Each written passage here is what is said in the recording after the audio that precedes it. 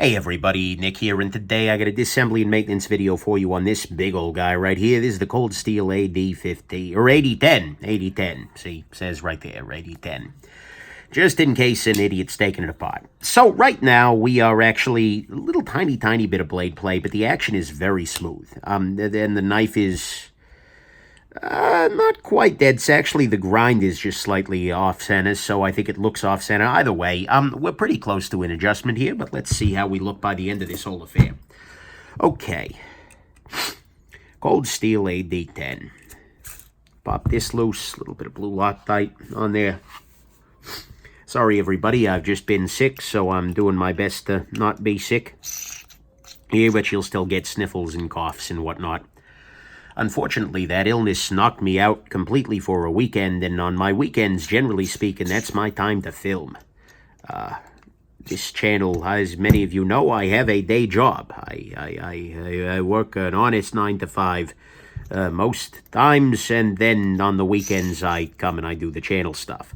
And so as a result, you know, if I lose a weekend, I am suddenly way behind the times here. So I have a bunch of disassemblies that I'm doing now as I have recovered after writing some reviews and whatnot, and I believe we should now be able to take this guy apart. So we'll start off by lifting off the G10 here. Slowly but surely. There we go. We have DG10'd it. Beautiful. Now we lift off this part here. Come on. Easier said than done. Is this aluminum? Feels very lightweight. I don't know. This is a phosphor bronze washer, and this is a Teflon washer underneath it. This appears to be another chunk of metal here, which is mounting the triad lock spring. And as a matter of fact, we can use this as a beautiful example of how the triad lock works. It works like most other back locks, except this guy has this pin right in the middle there. But what you can see here is that this guy locks shut in that way, and then when you release this, it lifts that little piece up out of the way, so it closes like so.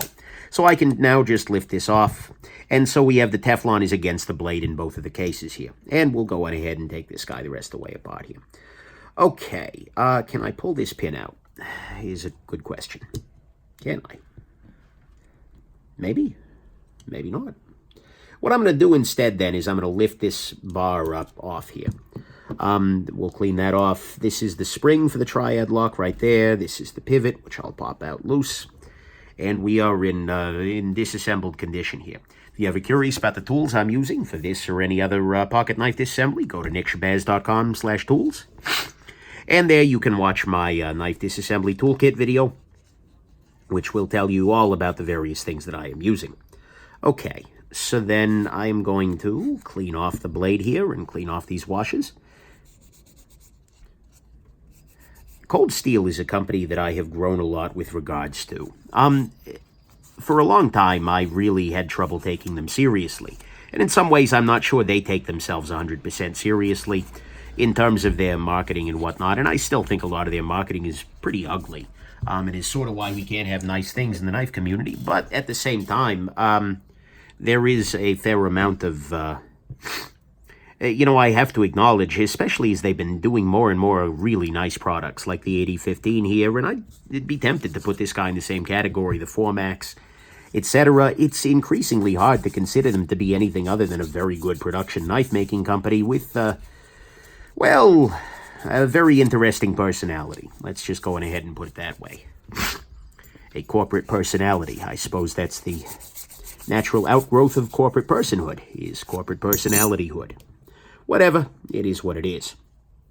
But, anyways, I am no longer at the point where I can, you know, where I no longer take them seriously. I take them seriously, but, you know, I'm certainly happy to laugh at them when they've earned such. But anyways, this is a knife that I think is, you know, for a long time, I would have just been like, oh, LOL.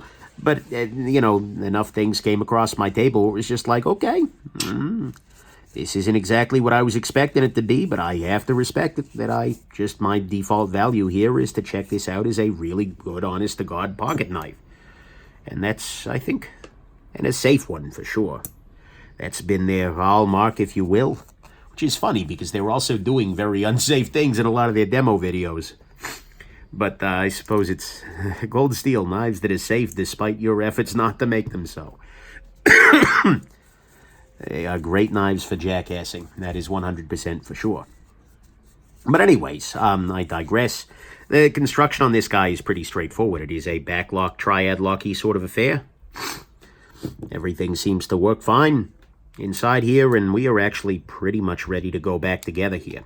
So we'll go ahead and drop the pivot in place. The pivot is not wanting to seat fully for some damn reason.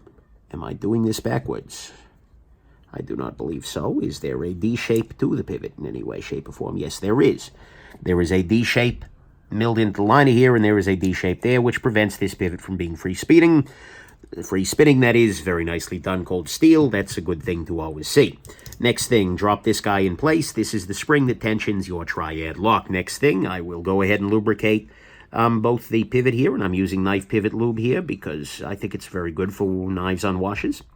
And I'll go ahead and lubricate this, which is the triad lock bar as well. Both of those things lubricated will make life easier. Then what I will do is I will go ahead and drop down onto this, the washer. I'm not going to lubricate the top side, but I will lubricate this side here that spins against the Teflon. And I will go on ahead and I will drop the Teflon onto this piece right here. And then we will place the blade onto the knife.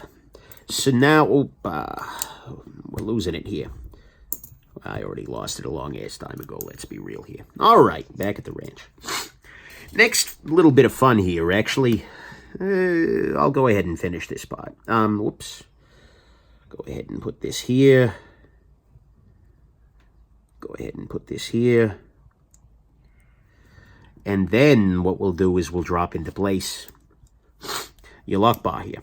Now, this has a nice long area up at the top here, so my hope is that what I can basically do, because I need to get this guy seated such that it's, this spring has got it under tension, and it's sitting inside the blade. And so what I'm going to do is I'm going to try and use the lever itself, kind of using this central area here as a pivot to get this into position.